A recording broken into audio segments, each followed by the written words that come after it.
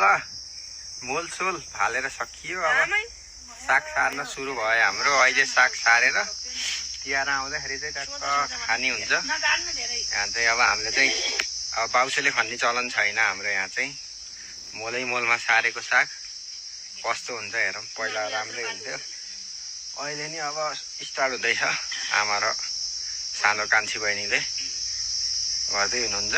म चाहिँ यसो हेर्ने, अलिअलि काम गर्ने, मोलसोल खनेर हाल्ने। अब 2-4वटा बेर्ना सारेर अब फेरि तलतिर फेरि घाँस काट्न जान छ।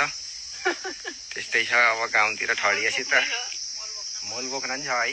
लसुन रोप्ने, मोल बोक्ने, खन्ने, कराक छ, मुला रोप्ने, अनि त्यस्तै छ है। यो हिउँलाका झालहरू पन्छाउने, गोपी सोपी रोप्ने काम धेरै रहेछ। ल ठिक छ, अब भोजन सोजन नि गर्नै पर्यो। गोठो के अरे यस्तो यी सबैजनालाई हेरौँ।